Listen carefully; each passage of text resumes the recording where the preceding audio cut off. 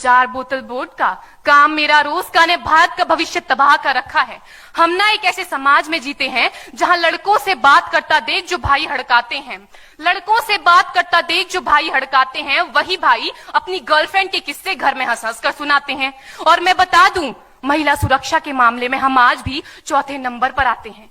हम ना एक ऐसे समाज में जीते हैं जहां पत्थर की मूरत को लगते हैं 56 भोग और भूखे नंगे तड़पते सो जाते हैं लोग, भूखे नंगे तड़पते सो जाते हैं लोग। मजदूर को मजदूर समझिए, मजबूर नहीं। गरीब को काम दीजिए, दान नहीं। और अगर दान देने के इच्छुक हैं तो जीते जी रक्तदान दीजिए और मरने के बाद अंग दान देकर किसी मरते हुए को जीवन दान दीजिए। यही सच्ची देशभक्ति और यही सच्चा राष्ट्र प्रेम है।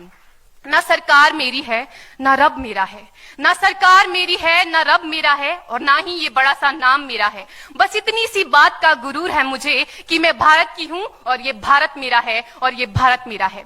परंतु एक वैचारिक बीमारी हमारे समाज में मुझे नजर आती है। कहा जाता है हम दुनिया के सबसे बड़े लोकतंत्र हैं, जहां हिंदू पैदा होते हैं, मुस्लिम, सिख और ईसाई भी पैदा होते हैं, लेकिन बदकिस्मती है अब इंसान पैदा नहीं होते। और मेरे विचारों में ना हिंदू की जरूरत है, ना मुसलमान की जरूरत है। राष्ट्र निर्माण के लिए केवल अच्छे इंसान की जरूरत है, केवल अच्छे इंसान की जरूरत है। जरा सोच कर देखिए, ये पेड़ पौधे और शाखाएं भी परेशान हो जाएं अगर परिंदे भी हिंदू और मुसलमान हो जाएं। एक शैक्षणिक बीमारी भी हमारे समाज में मुझे नजर आती है, और बड़े ही आश्चर्य की बात है, जिस देश ने पूरी दुनिया को तक्षशिला और नालंदा देकर के विश्वविद्यालय शिक्षा की बुनियाद रखी, आज विश्व के 100 सर्वश्रेष्ठ विश्वविद्यालयों में हमारा एक भी विश्वविद्यालय खड़ा नहीं हो पाता। जहां एक और हमारे पास IIT, IIM और NIT जैसे शिक्षण संस्थान हैं, तो वहीं दूसरी ओर इस देश के गरीबों को बेरोजगारी की जमात में खड़ा करने के लिए उनके हाथ में सर्व शिक्षा अभियान का झुंझुना पकड़ा दिया जाता है। और मैं बता दूं, इस शैक्षणिक बीमारी का केवल एक कारण वो ये कि हमारे देश की शिक्षा नीति केवल 2 तरह के लोगों के लिए बनती है। पहले वो जो विद्वान हैं और दूसरे वो जो धनवान हैं। इसी तरह की कई गजब की बीमारियां हैं, और इन बीमारियों की जो जड़ है ना, वो हमारा अंधविश्वास। और मेरे विचारों में जब तक इस देश का युवा अपनी सफलता के लिए मंदिरों में जा जाकर नारियल फोड़ फोड़ कर भगवान को रिश्वत लगाता रहेगा, हमारे समाज का शिक्षित वर्ग ही बिल्ली के रास्ता काटने पर खड़े हो जाना, अपने धर्म अपनी जाति को ऊंचा मानकर दूसरों के धर्म की अवहेलना करता रहेगा, तब तक ना तो इस देश से अंधविश्वास खत्म होगा और ना ही हमारा राष्ट्र निर्माण संभव होगा। हमारी संस्कृति, हमारी सभ्यता को दुनिया ने शीश नवाया है, तो क्यों आस्था के नाम पर हमने अंधविश्वास फैलाया है? मेरे विचारों में हमारा राष्ट्र निर्माण तब संभव होगा जब इस देश में महिलाओं की पूजा नहीं, उनकी इज्जत की जाएगी। राष्ट्र निर्माण तब संभव होगा जब हम जातिगत आरक्षण नहीं बल्कि सामाजिक सशक्तिकरण पर बात करेंगे।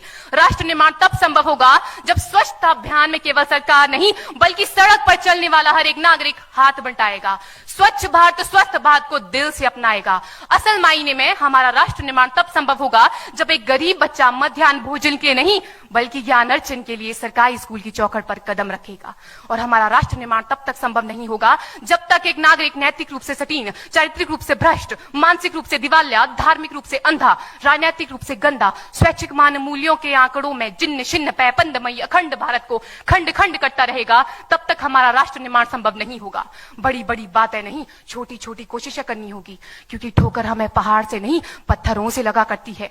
I being an Indian, I being a student, I being a symbol daughter of this motherland feel proud to be an Indian। और मैं सैल्यूट करना चाहूंगी सरहद पर दिन रात हमारी रक्षा के लिए खड़े हर उस जवान को, इस देश की पुलिस, प्रशासन और किसान को, और इस देश के हर उस व्यक्ति को जो अपना काम पूरी ईमानदारी, पूरी मेहनत और पूरी लगन से करते हैं, जिनके बिना राष्ट्र निर्माण की कल्पना करना भी असंभव सा लगता है। और आज इस मंच पर पूरी जिम्मेदारी के साथ मैं भारत की बेटी ये कहती हूं कि हमारा राष्ट्र निर्माण तब संभव होगा जब हम सभी, मैं, आप, हम सब मिलकर प्रयास करेंगे, क्योंकि हमारे देश की जिम्मेदारी नहीं है हमें आगे ले जाने की, हमारी जिम्मेदारी है अपने देश को आगे ले जाने की, अपने राष्ट्र